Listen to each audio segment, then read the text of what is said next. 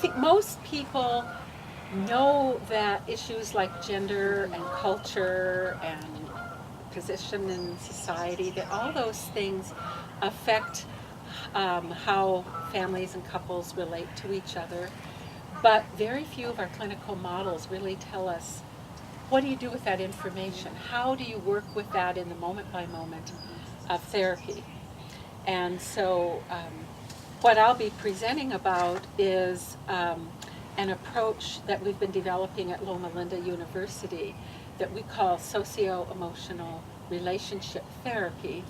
And the approach is a way to begin therapy, and we've been especially focusing on couple therapy, but these issues are relevant for all kinds of therapy. But a way to begin by putting sociocultural issues at the center. Well, the socio part to me refers to societal structures. So there's systems in our society where some people have more power and privilege than others. Institutions, family, legal institutions, schools, all those things. And then the culture is more the meaning piece. And one of the light bulbs that went off for our group was when we really discovered the connection between emotion and the larger social context and power processes. And so we think of emotion as, most of us think of emotion as something that's inside of us, very personal, but we think of emotion as being generated within a particular sociocultural context. And that the meanings around that then produce stimulate the emotions that we're thinking about. I'll be sharing some of the concepts that we use, like sociocultural attunement.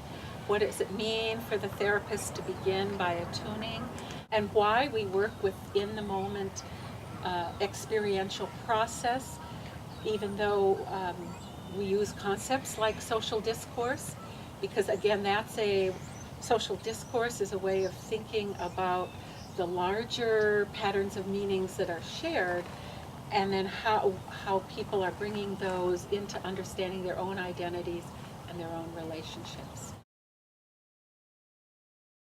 We have developed 7 competencies for working with larger social context issues, and we've created videos to illustrate those with, so the example will be with a couple that's come in around the wife's distress in the relationship. But so it will be a very practical focusing on what does the therapist say and do, how do you recognize these issues, and I hope there will be plenty of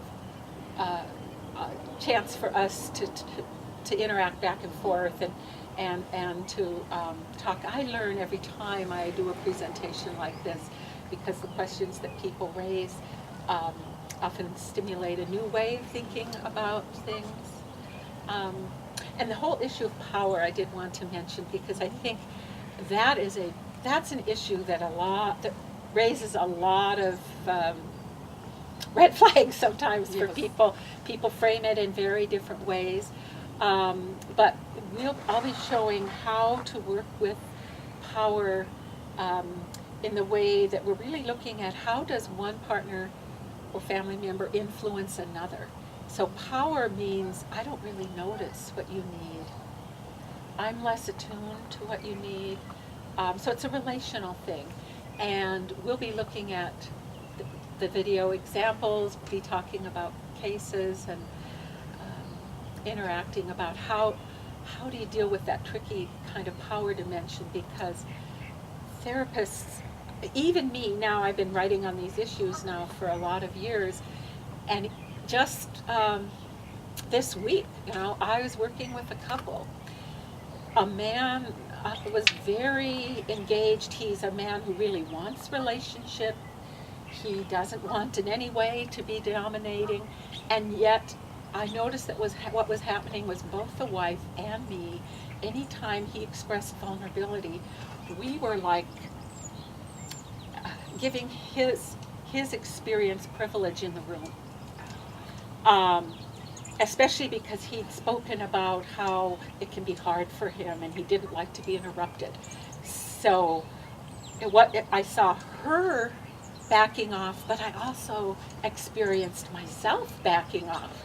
So those are the kinds of issues that we'll be talking about. How we as therapists can be more conscious and aware of how we are positioning ourselves in relation to these larger societal processes as they play out in the moment by moment of the therapy session and the lives of the people we're working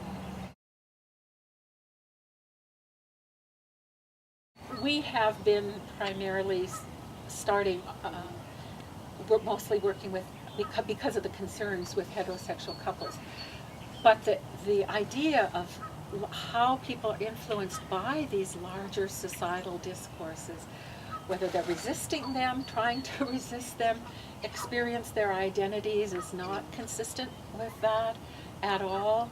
In same-sex couples, the idea of power differences, all kinds of relationships turn out to be relevant, and especially if you're looking at polyamorous relationships, for example.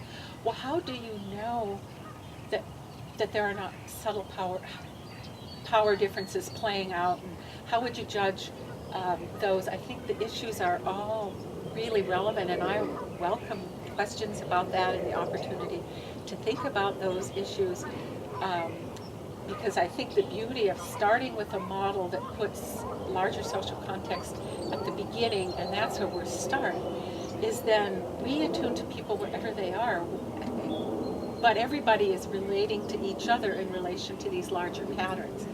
And so the same behavior has very different meaning depending on that intersection of all these social identities and the emotion that gets stimulated by that, the power processes that get stimulated by that, and what people's goals and what they're looking for is always the bottom line.